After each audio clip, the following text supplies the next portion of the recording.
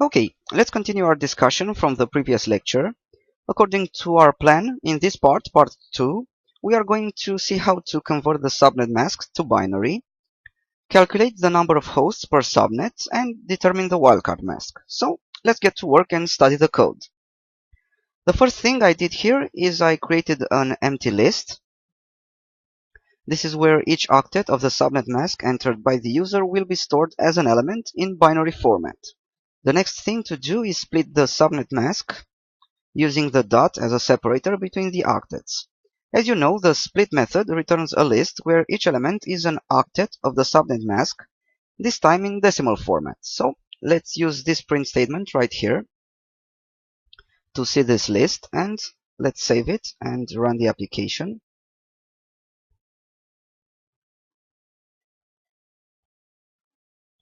Okay, so this is the list right here. Now it's time to work on these octets. So the first thing to do is iterate over each element in the list, considering the index of each element as an iterating variable called octet index. So for all indexes starting from 0 up to the end of the list, we are going to create a variable called binary octet. The value of this variable is given by the conversion of each element in the mask octets decimal list we just seen from string, as it is now, to integer, and from integer to binary. Now let's go ahead and print this so we can see it. So let me comment this print statement and uncomment this one. Save this file and then run it again.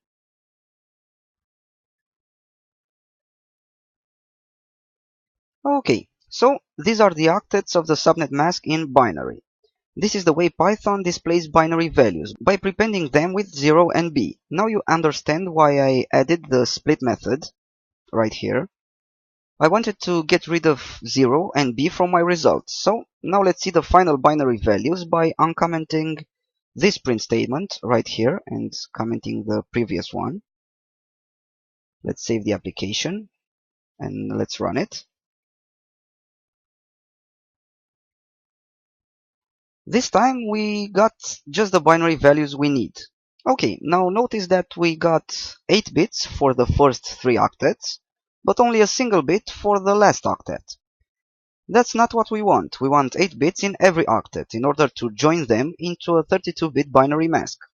This is why I used this if-else block right here. So if the length of each binary octet is less than 8 bits, then we should fill that octet with zeros until the desired length is reached.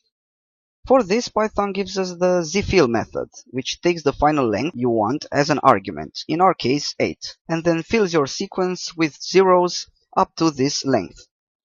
So this if-else block says that for each binary octet that already has 8 bits, then go ahead and add the octet to the empty list we created earlier, this mask octets padded list. If the binary octet has less than 8 bits, the program should fill that octet with zeros. This is also called padding. And then add that octet to the same list. So now let's comment this print statement right here and uncomment this one to see our list now. So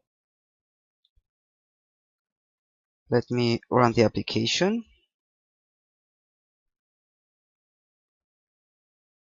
Okay, so this is it. This is just what we wanted.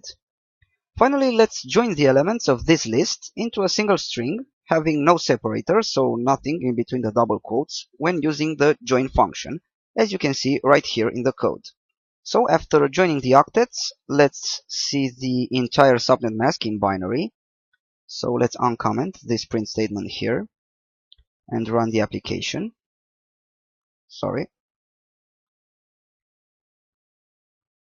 Okay, so this is how our /24 subnet mask looks like at this moment. Great. Now you know that the number of hosts per subnet can be calculated using a formula, 2 to the power of x, where x is the number of host bits minus 2. These two are the network address and the broadcast address. Knowing this, let's see how to get the number of hosts. So, first let's count how many zeros are there in the subnet mask entered by the user. For this, we're going to use the decimal mask variable that we just calculated up here and we just seen. and the count method. So this is how you should do it. Now the number of ones in the subnet mask can be easily found by subtracting the number of zeros from 32, right? So this is what this line of code does right here. Finally, to get the number of hosts, we have to apply the formula. So 2 to the power of number of zeros minus 2. Now notice that I wrapped this formula in the ABS function, which returns the absolute value for a number, so a positive number, even if we have a negative number in between parentheses. I did this to cover the case in which the subnet mask would be /32, so all ones in binary. That would lead us to having 2 to the power of 0, which is 1, and minus 2 will be minus 1. Okay, now let's go ahead and print these values by uncommenting these print statements right here. So let's save this. Let's comment the previous print statement. Let's run this one more time. So for a mask of /24, we got 8 binary zeros, 24 binary ones, and 254 hosts per subnet. Okay, great. Now the last objective of this lecture is to determine the wildcard mask based on the subnet mask. The wildcard mask is actually an inverted subnet mask and can be obtained by subtracting the subnet mask from 255.255.255.255. Okay, the way to do this in Python is by first creating an empty list, which will store the octets in a string format after they are subtracted from 255. So this is the list right here. Next, using a for loop that iterates over the list of subnet mask octets, we will create a variable that stores the result of subtracting each octet from 255, and then append these results to our wildcard octets list each time an iteration is done. Now let's test this and see the list printed out on the screen. So let me uncomment this print statement and comment these. Okay. Let's run the application. Okay, so we got a list of values, each value being the result of subtracting each octet of the subnet mask from 255. Okay. Of course, the last thing to do is join the elements of this list into a single string and store it in a variable for further use. So this is what I did right here using the join method and the dot as a separator. Now finally, let's print the wildcard mask to see the result of our work. So let's save the application and run it one more time. Okay, great, it worked. This was part 2 of our application. Now let's see part 3.